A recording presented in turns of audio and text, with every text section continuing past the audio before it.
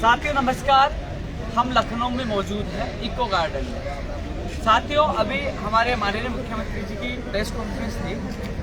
तमाम युवाओं ने प्रेस कॉन्फ्रेंस देखी। उसके बाद हम केवल माननीय मुख्यमंत्री जी जिनको हमेशा हमने अभिभावक कहा है उनके सवालों का जवाब देने के लिए हम लाइव आए हैं। माननीय मुख्यमंत्री जी, हम आपका सम्मान पहले भी करते थे, आज भी करते हैं और हमेशा करते रहेंगे, हमेशा सम्मान करते रहेंगे। माननीय मुख्यमंत्री जी, आज आपकी जो प्रेस कॉन्फ्रेंस हुई आपने जवाब दिया, हमें खुशी भी हुई कि कम से कम आपको युवा बेरोजगारों का पता है, क्योंकि पिछले 46 दिन से हमारा धरना चल रहा था तो हमें लग रहा था कहीं ना कहीं मुख्यमंत्री जी को पता नहीं। पता होता तो वो गांधीवादी कहलाते हैं, गांधीवादी विचारधारा से वो जरूर न्याय प्रदान करेंगे, क्योंकि वो हमेशा सुनते हैं आंदोलनों की। वो कहते हैं लोकतंत्र में हमेशा वो सुनते हैं। क्योंकि कई बार मैंने भी बयान देखा था माननीय मुख्यमंत्री जी का कि बीजेपी सरकार में जब किसान वहाँ बैठे थे तो लगातार कह रहे थे कि लोकतंत्र में किसानों को सुननी चाहिए और वार्ता के दौर हमेशा शुरू होना चाहिए, सरकारों को अड़ियल रवैया नहीं अपनाना चाहिए। आपके हर बयान देखिए अच्छा लगा, क्योंकि आप गांधीवादी विचारधारा से हमेशा समर्थक रहे और आप गांधीवादी कहा भी जाता है आपको। तो हमें लगा कि माननीय मुख्यमंत्री जी को पता होगा, तब हमने अनशन भी किया, आयुष्य में भी गए, आपके मुख्य सचेतक द्वारा अनशन भी तोड़वाया गया। हम लगातार अर्धनगर प्रदर्शन किया, मार्केट लगाया, बहुत कुछ किया, बात पूछाई। आपके मंत्री प्रताप सिंह खाचरियावाल जी से मेरी 4 बार बात हुई फोन पे आने से पहले। जब हम लखनऊ पूछ के तो मंत्री राजेंद्र यादव जी का भी 3 बार फोन आया कि अब वापस आ जाइए, आपकी बात करवा दीजिए।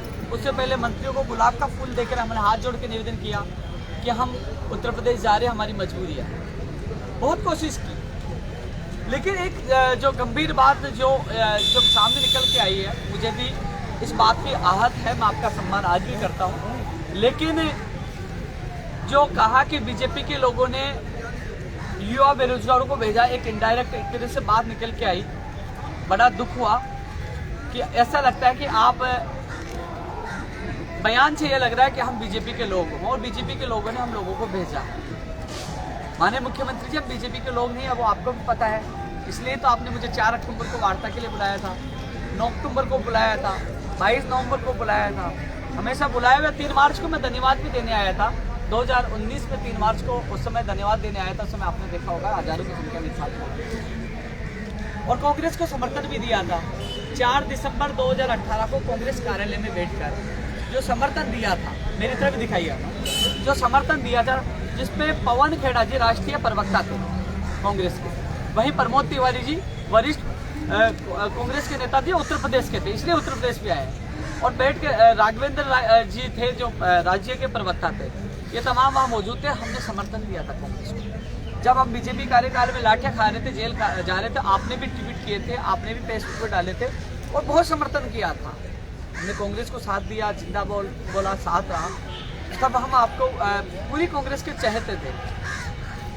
मुझे एक बात, जिस प्रकार आपने बयान देकर कह दिया कि बीजेपी के लोगों ने भेजा है, तो कम से कम इस दाग से छुटकारा मिला, क्योंकि मैं कुछ दिन अपने आप को घुटन से महसूस कर रहा था कि लोग, जब पेपर लीक हो गया एसआई का, रीट का, जब लोगों ने मांग की, जब गिरफ्तार कर लिया, छोड़ दिया, आपने वार्ता के लिए बुलाया, तो जब लगातार 9 साल बेरोजगारों के लिए आवाज़ उठाई, चाहे बीजेपी हो चाहे कांग्रेस हो, लेकिन जहां आपने अच्छे काम किए, मैंने धन्यवाद दिया। आपने कुछ काम अच्छे भी किए हैं, उसके लिए आज भी मैं साधुवाद और धन्यवाद ज्ञापित करता हूँ। किए आपने बहुत अच्छे काम किए, मैंने धन्यवाद पहले भी दिया था, तो उसके लिए मैं आभारी भी रहूँगा, हमेशा आभारी रहूँगा। लेकिन आपसे 4 अक्टूबर को मिला तो वो तस्वीर आई, आपने आश्वासन दिया, मैंने लोगों को बताया, तो पूरे राजस्थान में कई लोगों की ये सोचने लगे थे मैं कांग्रेसी हूँ। लेकिन आज आपने जवाब दिया, अच्छा लगा, धन्यवाद इस चीज़ के लिए। कम से कम वो दाग मेरे ऊपर से हट गया है।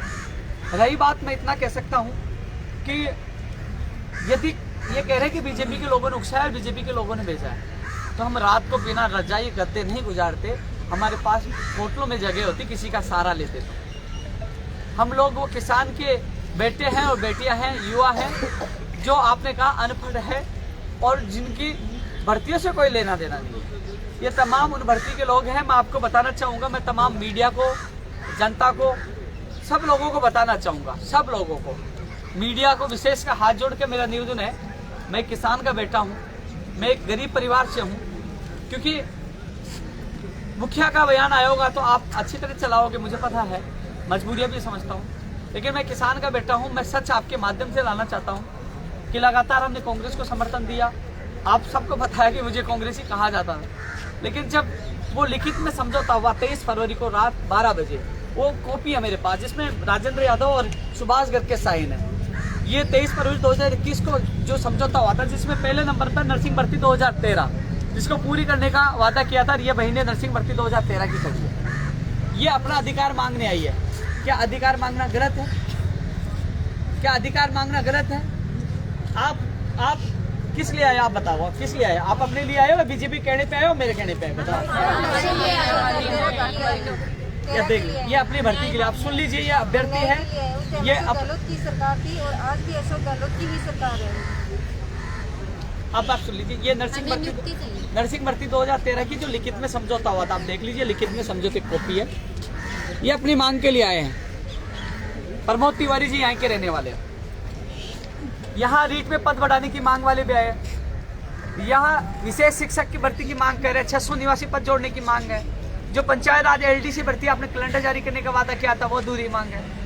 चाहे वो प्रयोगशाला सहायक भर्ती की मांग हो, चाहे वो शिक्षक भर्ती 2012 का ये अभ्यर्थी है जो दर की ठोकरें खा रहे हैं। तमाम वो भर्तियों के अभ्यर्थी पढ़े लिखे हैं। ये पढ़े लिखे हैं, जो सरकार में मंत्री बैठे ना, उनसे भी कई गुना पढ़े लिखे हैं। आप भी उनकी डिग्रियां ओपन करवा दीजिए, ये भी अपनी डिग्रियां ओपन करा देंगे, पता लग जाएगा। मैं भी DLED कर रखा हूँ। तो सब लोग योग्यताधारी हैं। मैं आपसे हाथ जोड़ के निवेदन करूंगा कि आप मांगे मत करिए, मना कर दीजिए। कम से कम हमें किसी पार्टी विशेष से जोड़कर हमें बदनाम मत करिए। हाथ जोड़ते हैं, हम अवसाद में हैं। यदि अवसाद में किसी की जान चली गई तो इसके जिम्मेदार कौन होगा? हम इतने, क्योंकि आपको अभिभावक माना, सब कुछ माना, समर्थन दिया, साथ रहे, जिंदाबाद बोले, लेकिन आपका जो बयान आया ना, ये बड़ा दुर्भाग्यपूर्ण है। ये मेरा नहीं, प्रदेश के लाखों बेरोजगारों का, करोड़ों बेरोजगारों का और उनके माँ बाप, उन सब का अपमान है जिनके लिए मैं लगातार लड़ रहा हूँ। हमें टिकट नहीं चाहिए, कह रहा हूँ, मैंने पहले भी एक दिन लाइव में कहा था, हमें टिकट की आवश्यकता नहीं चाहिए। हमें तो हमारी मांगे पूरी कर दीजिए। आप मांगे पूरी कर दीजिए। आप टिकट के लिए कह रहे हो, मैं इस लाइव में कह रहा हूँ, हमारी तमाम मांगे, आवाज नहीं आ रही क्या? नहीं आ पा रही? तमाम मांगे आप पूरा कर दीजिए। मैं आज इस लाइव में कह रहा हूँ कि जिस प्रकार हमें राजनीतिक पार्टी से जोड़ा गया है, जिस प्रकार जो हम एक एक कैसे पैसा इकट्ठा करके कैसे हम आए हैं किराए देके, और आज हमें बीजेपी का बता दिया गया, बड़ा दुख हुआ। लेकिन आप, मैं इतना कह सकता हूँ, आप हमारी तमाम मांगे पूरी कर दीजिए। आप टिकट की बात कर रहे हो कि बीजेपी कांग्रेस से टिकट लेने की चाहत की बात कर रहे हो, आप हमारी लिखित समझौते की मांगे, अनशन के दौरान जो समझौता हो उनकी मांगे पूरा कर दीजिए। मैं, आप कहोगे तो देश छोड़ के चला जाऊंगा, मैं लिखित में स्टाम्प पे देके चला जाऊंगा। मैं देश में नहीं रहूंगा तो हम कौन सा टिकट और कौन सा चुनाव लड़ेंगे? ये मैं खुद कह रहा हूँ। देश छोड़ के चला जाऊंगा, देश, बस थोड़ा सा देश से बाहर जाने के लिए मेरे पास पैसे नहीं है। वीजा की व्यवस्था और रहने की व्यवस्था कर, मैं नौकरी कर लूंगा, वीजा आप दिलवा दीजिए। लेकिन आप मेरी मांगे मानोगे, आप कह दीजिए कि तमाम जो लिखित समझौते की मांगे और जो अनशन के दौरान जो समझौता उनकी मांगे आप पूरी कर दोगे, तो मैं, आप कह रहे हो टिकट के चहते, टिकट के लिए कुछ लोग करें, तो पूरा देश छोड़ के चला जाऊंगा। ये मैं जबान दे रहा हूँ। ये लाइव वीडियो है, पूरी जनता देख रही है।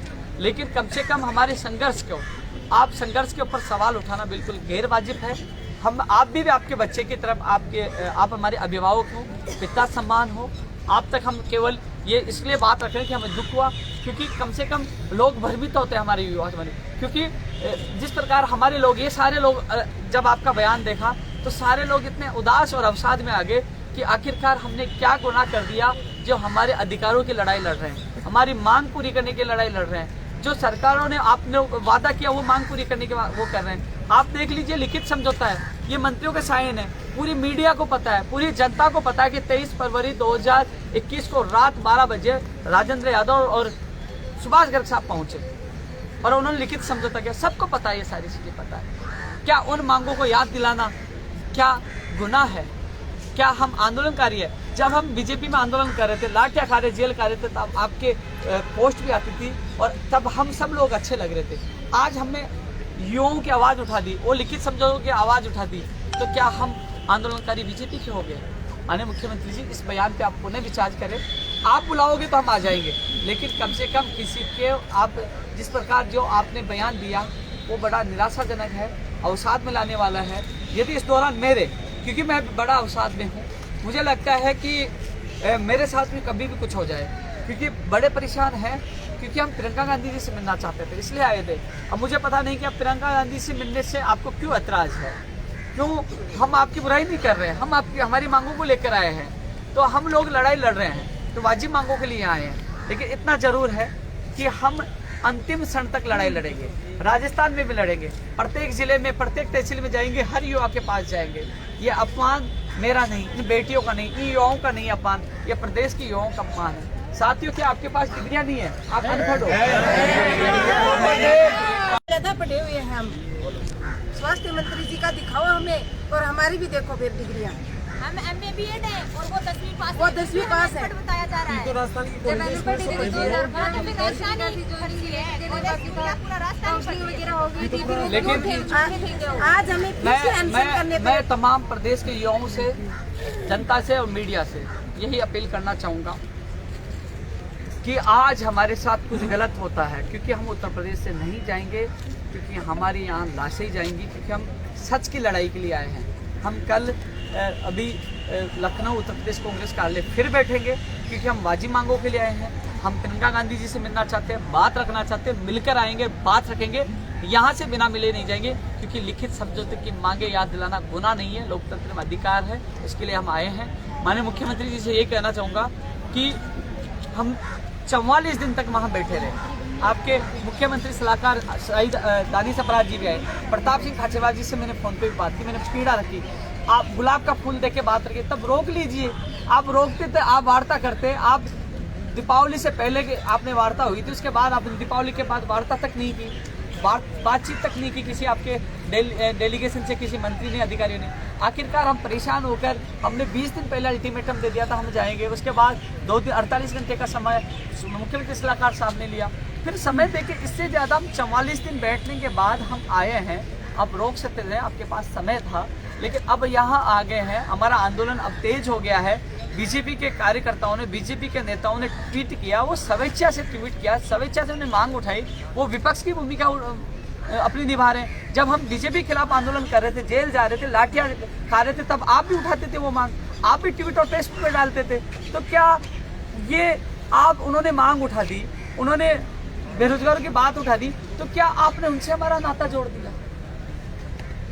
हमने वोट कांग्रेस को दिया था, समर्थन कांग्रेस को दिया था, साथ कांग्रेस के रहे थे। वो सारी तस्वीरें मेरे अभी ट्वीट किया है। जो PCC में जो मैं बैठा था, पवन खेड़ा जी मेरे साथ बैठे हैं, राष्ट्रीय प्रवक्ता कांग्रेस के हैं, प्रमोद तिवारी जी बैठे हैं जो उत्तर प्रदेश के वरिष्ठ नेता हैं, वहाँ कांग्रेस के राज्य प्रवक्ता बैठे हैं, सारे लोग बैठे हैं। वहाँ कांग्रेस कार्यालय में बैठ के समर्थन दिया है। भाई मोबाइल को सीधा करना, वहाँ बैठ के समर्थन दिया, सारी तस्वीरें हैं। राहुल गांधी जी से 1 दिसंबर 2018 को भीलवाड़ा मुलाकात की, उसके बाद 4 दिसंबर को हमें कांग्रेस कार्यालय ले जाया गया, हमने समर्थन दिया, कांग्रेस का खुला समर्थन दिया, बीजेपी का विरोध किया, तो हमने समर्थन दिया था आपको, और हमने जहाँ जहाँ आवाज, धन्यवाद भी दिया था, साथ भी दिया था। क्या उन मांगों के लिए आवाज़ उठाना गुनाह है? मैं यही कहना चाहूँगा, मुझे पता है कि आवाज़ उठाना, बड़ी शक्तियों से लड़ना, टकराना गुनाह है। मुझे पता है कि आने वाले समय में मुझे किसी भी षड्यंत्र में, झूठे आरोप में फंसाकर मेरा जीवन बर्बाद किया जा सकता है, मुझे जेल में डाला जा सकता है, मुझे पता है, भली बात ही पता है। लेकिन मैं आपको बता दूं, राजस्थान के करोड़ों युवा जुड़े हुए हैं। मैं मर जाऊंगा तो फिर भी उनकी दिलों में मैं हमेशा रहूंगा, हमेशा रहूंगा। और वो मैं नहीं, इस अपमान को पूरे राजस्थान के युवा, उनके माँ बाप देख रहे हैं, इस लाइव को भी देख रहे हैं। मैं तमाम मेरे युवा साथियों से कहना चाहूँगा कि इस लाइव को ज़्यादा से ज़्यादा शेयर करिए, कि जिससे पता चले कि आज हम लोग, अब देख लीजिए रात का सीन आपने देखा होगा, अब दिन का सीन देख लीजिए, आप देख लीजिए यहाँ कुछ भी दिख रहा, टेंट भी नहीं है, नहीं हमारे पास टेंट है, खाली जगह है, कुछ भी नहीं है, देख लीजिए कुछ भी नहीं है यहाँ। ये आ जाइए, ले ले, अरे हाँ लेके आइए, पकड़े राजस्थान की बेटियां हैं, सर से मेरी गुजारिश है, एक मिनट, नहीं सर से मेरी गुजारिश है हाथ जोड़ के, सर ने हमें राजस्थान में तो हमारी मांगे सुनी नहीं है, इसलिए मजबूर होके हमें यूपी में आना पड़ा है। आप सोचो सर, यदि राजस्थान की बेटियां यूपी में आके अपनी जान दे के जाएंगी तो कितनी शर्म की बात है, सोचने वाली बात है कि ये राजस्थान की बेटी और आज ऐसे नंगे यहाँ सो रही है, कोई ओढ़ने के लिए नहीं है, बिछाने के लिए कुछ भी नहीं है, इतनी ठंड के अंदर है। और फिर भी देखो, फिर भी आपको कुछ भी नहीं सोचा हमारे लिए। हम 43 दिनों से वहाँ बैठे थे, कभी भी आपने पूछा कि ये बेटियाँ क्यों, हम आपकी बेटी नहीं थी क्या? एक बार हमें ये जरूर बता दो कि हम आपकी बेटियाँ नहीं हैं तो हम यहाँ से जिंदा जाके करेंगे क्या? और फिर हमें ये क्या तोहफा दे रहे हो कि हम अनपढ़ हैं, तो फिर क्यों बैठे थे हम वहाँ 43 दिनों से? उसी दिन जिस दिन फॉर्म भरवाए थे उसी दिन हमारी मार्कशीट पाड़ के दे देते। अनपढ़ तो थी, क्यों काउंसलिंग करवाई आपने? हमें क्यों धक्के खुआ रहे हो इतने? साथियों, सर आपसे हाथ जोड़ के गुजारिश है, हमारी मांगे पूरी करो। साथियों देखियो, अब एक चीज और बता रहा था। ये देख लीजिए, ये राहुल गांधी जी है, ये मैं हूँ। ये 1 दिसंबर 2018 की भीलवाड़ा की तस्वीर है जो समर्थन देने से पहले की है। इसके बाद ये देख लीजिए, पीसीसी में ये प्रमोद तिवारी जी है, पवन खेड़ा जी राष्ट्रीय प्रवक्ता, ये मैं बैठा हूँ। कांग्रेस में 4 दिसंबर 2018 को समर्थन दिया था। और ये राहुल गांधी हमारे माननीय मुख्यमंत्री जी से मुलाकात की एक तस्वीर है। ये लिखित समझौते की तस्वीर है जिसको रात 12 बजे 23 फरवरी को ये सुभाष गर्ग और राजेंद्र यादव जी, ये प्रियंका गांधी जी से मुलाकात की थी और ये अनशन महेश जोशी जी ने तोड़वाया था। ये सारी चीजें हैं, इसके बावजूद भी आज हमें बीजेपी का कहा जा रहा है, बड़ा दुविध है। लेकिन यही है कि अब मैं कुछ नहीं बोलूँगा, इसमें मेरे प्रदेश के युवा ही जवाब देंगे सच क्या क्या झूठ है। लेकिन ये जरूर है कि ये लड़ाई बड़ा तुल पकड़ चुकी है, ये प्रदेश में हर घर तक ये लड़ाई जाएगी। इसमें कौन युवा बोलना चाहिए, बोल सकते हैं? मैं मुख्यमंत्री जी से बोलना चाहूँगा कि हम राजस्थान को वीरों की भूमि कहा जाता है, हम सब युवा है, हम अपने स्वाभिमान के लिए, राजस्थान के स्वाभिमान के लिए, सभी युवा स्वाभिमानियों के लिए हम मर जाएंगे। लेकिन अब हम न्याय के साथ राजस्थान आएंगे, इससे पहले नहीं आएंगे। अब हमारे साथ कुछ भी गलत होगा उसके जिम्मेदार माननीय मुख्यमंत्री साहब होंगे। हम लाश आएगी अब हमारी, हम मर जाएंगे, या तो जीतेंगे या मरेंगे, खाली हाथ अब नहीं आने वाले हम। सरकारों के लिए किसी भी वाजिब मांग और आंदोलन सब जिसको देना वो बोलता रहेगा। सरकारों के लिए किसी भी मांग और आंदोलन को कुचलने का सबसे आसान तरीका है कि इसको बीजेपी और कांग्रेस में बांट दो, क्योंकि ये सरकार के लिए सबसे आसान तरीका होता है। जबकि बेरोजगार होता है, उसकी न कोई पार्टी है, न कोई जाति है, ना कोई धर्म है। तो माननीय मुख्यमंत्री जी से हमारा निवेदन है कि आप हमें इस षड्यंत्र में मत फंसाएं। हमारी वाजिब मांगे हैं, अगर आप आज भी हमें हमारी वाजिब मांगे मानते हो तो हम सह सम्मान वापस लौट आएंगे रास्ता।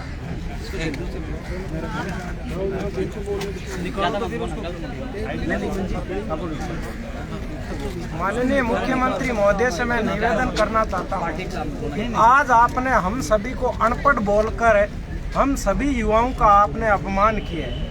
माननीय मुख्यमंत्री महोदय, मैं आरपीएससी के द्वारा स्कूल व्याख्याता भर्ती परीक्षा 2018 का मैंने कंपटीशन दिया है। मैं एमएससी बीएड हूँ, मेरा रोल नंबर 490-673 है। मेरी फिजिक्स के अंदर वेटिंग 12वीं है।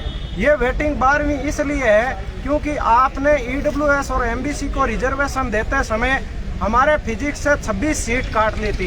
इस प्रकार स्कूल व्याख्याता पूरी भर्ती में आपने 689 पद कम कर दिए थे सामान्य कोटे से। वो पद हम मांग रहे हैं वापस। यदि आप वो पद हमें वापस दे देते हो तो आज मैं गजेटेड ऑफिसर होता।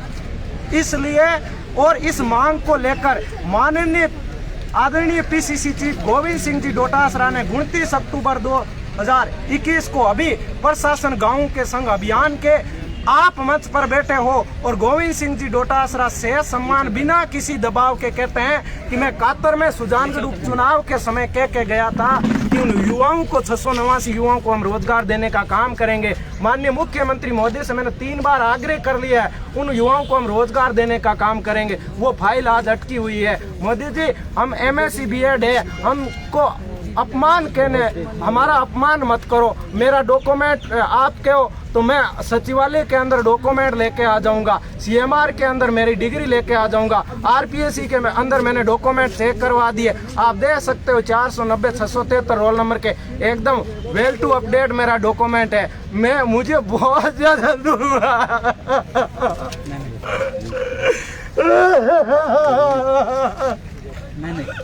हम कितना संघर्ष कर रहे हैं पिछले 3 साल से, इतना संघर्ष हमने किया है और इस संघर्ष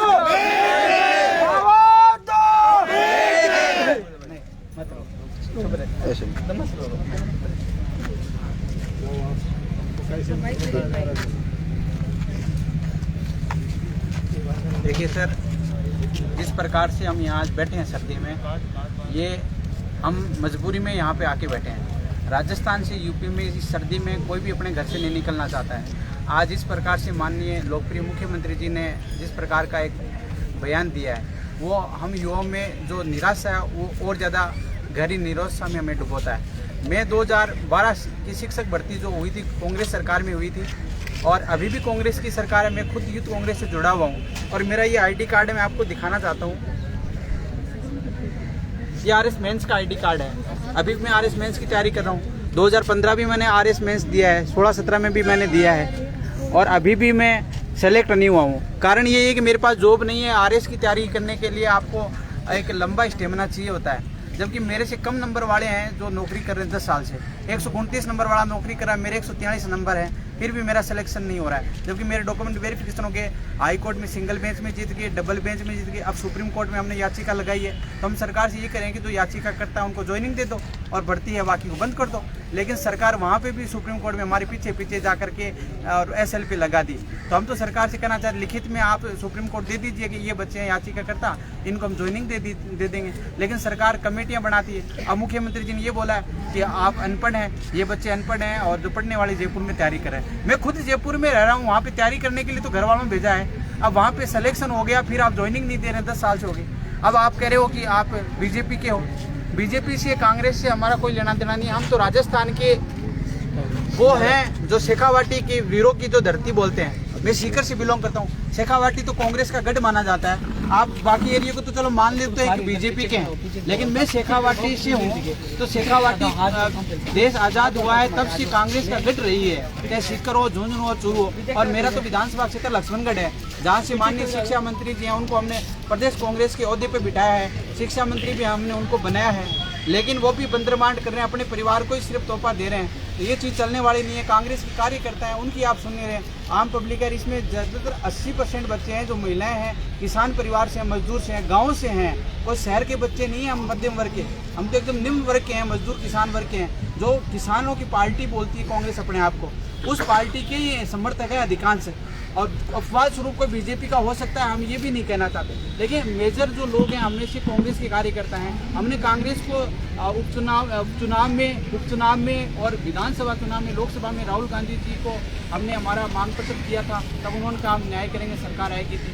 और उपेंद्र जी के नेतृत्व में हमारी 22 सूत्री मांगे, इनमें एक भी मांग हुई नहीं है। जबकि मंत्री राजेंद्र राठौर जी हैं, सुभाष गर्ग जी हैं, उनसे हमारा लिखित में समझौता हुआ।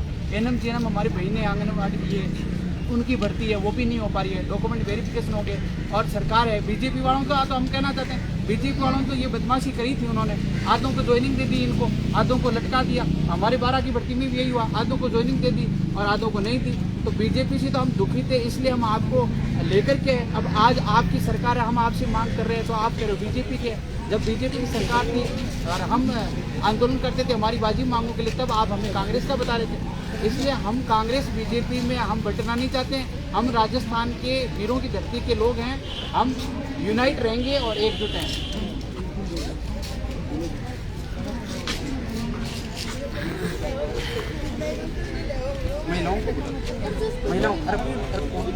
मेरा नाम विनय है। हम सभी लोग राजस्थान से आए हैं। मैं आपको बताना चाहूँगा कि मैं खुद 35 दिनों से धरने पे बैठा हूँ उपेंद्र भाई साहब के नेतृत्व में, और हमने अपनी दिवाली भी यहीं मनाई। घर वालों की दिवाली वाले दिन इतनी बार फ़ोन आए कि आप लोग कि आ जाओ, पूजन के टाइम तो आ जाओ, थोड़ी देर के लिए आ जाओ, लेकिन हम फिर भी दिवाली मनाने तक घर पे नहीं गए। हमने यहीं रह के दिवाली मनाई। सब लोगों ने सर्दी में कहारते रहते हैं, ना कोई सुबह के खाने का ठिकाना रहता है, ना रात के खाने का ठिकाना रहता है। कहाँ नहाना धोना, कुछ किसी भी चीज़ का कुछ पता नहीं रहता है। सर्दी लगती है, कड़कड़ाते हैं, कोई बात नहीं, ठीक हो जाते हैं, पड़े रहते हैं। कई साथियों को डेंगू हो चुका है, कई लोग बीमार पड़े रहते हैं, सबके खांसी जुकाम हो रहे हैं।